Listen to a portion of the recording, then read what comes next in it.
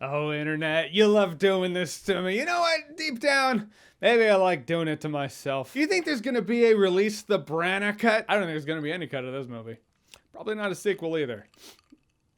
Let's talk about it.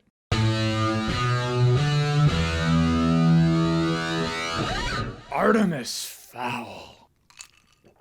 Chill out, YouTube. It's just apple juice. So Artemis Fowl is a movie based on the books, which I know nothing about the books, so there is that. I'm going into this fresh. Anything I dislike about this movie, I dislike because I just abhor the sensation of having my time wasted. So as the movie starts out, it's going to revolve around this super smart kid. He's in fact so smart that he only finds kindred spirits among Stephen Hawking and Albert Einstein, because sometimes Einstein was right. So they're really hammering home this kid's smart. It's going to come back. I'll come back around to that as to why it's just useless information. So all right, this kid needs to find his kidnapped dad. Then we go to this underground fairy city where it's kind of like the Santa Claus, if the Santa Claus had no soul whatsoever. Also, there's nobody that's metamorphosizing into Santa Claus.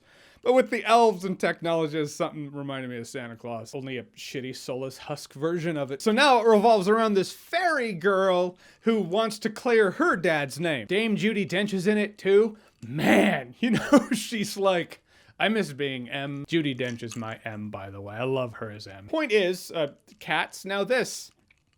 Ooh, poor hell. So anyhow, Fairy Girl goes to Artemis Fowl's house, and then she's kidnapped by this little sociopath, which Artemis Fowl is supposed to be this little 12-year-old criminal mastermind. That actually sounds pretty interesting, but I get the feeling Disney was like, look, we want to do that, but we need it Disney friendly. So it's a clean, sterile, Disney friendly version. I'm not saying the books aren't. I'm just saying you could have done a lot more interesting things with that premise. But again, I don't know anything about the books. I'm just saying in terms of premise, I get the feeling that Disney was like, oh, interesting, but is Artemis Fowl really, does he coincide with our brand? You find talk like that all over in terms of the entertainment industry. You always hear words like the brand, the IP, the brand, and everything needs to coincide with it. Fucking hell, just make entertainment. And now they lay at our doorstep this piece of shit where really nothing happens. I mean, at the beginning of the movie, I was like, well, I don't hate this. The internet seems to hate it.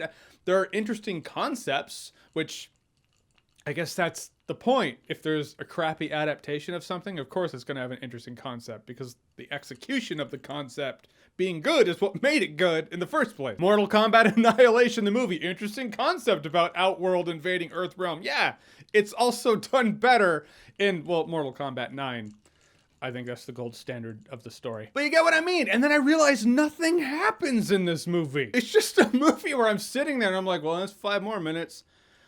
Oh God, is that 10? Oh no, that's 3 minutes. God, it's just a movie that drags and doesn't give you any fulfillment. I mean, they have to find this little artifact that essentially looks like a glowing acorn. Sweet, you gotta find an artifact. Spoilers now, in case you're interested in spoilers for Artemis Fowl. You're not. You can lie to yourself. Don't lie to me. You're not. But okay, you gotta find this artifact. There is no adventure whatsoever. There's no exploratory element. No, it's just kind of, she's like, all right, Artemis Fowl's in his house. I'm gonna go to his house. Also, this artifact is in fact in his house. And yeah, there is this fairyland assault on Artemis Fowl's house that they have to hold off, but it's just an action sequence. It's another way of saying things go crash and boom. An action sequence does not equal momentum. This movie never feels like it gains momentum. You constantly feel like this movie is perpetually in the first act. This movie feels like it's in the setup phase and then the end credits roll. I'm telling you, I was so baffled when this movie was over. I was like, there has to be another act. I would certainly think there is if I didn't feel like I was here for 3 hours, which means I was definitely here for the hour and a half that, yep, those are the end credits. Okay. I guess that's the movie. Oh yeah, and there's Josh Gad. He comes into the scene. Most of the movie's narrated by Josh Gad because they just have to throw a lot of information at you. So like, all right, we'll use Josh Gad to do that. Yeah, look at that CGI. You look out, Avatar 2. Artemis Fowl set the bar now. Fucking hell, that was terrible. Oh yeah, about Artemis Fowl's smarts. I said we were going to circle back to it. They make such a big deal about him being smart. but they never use it. What does he do that's smart? They talk him up with high praise of his intellect, his IQ, his genius. You get the feeling this is the smartest person on the planet. But what does he actually do with it? Nothing.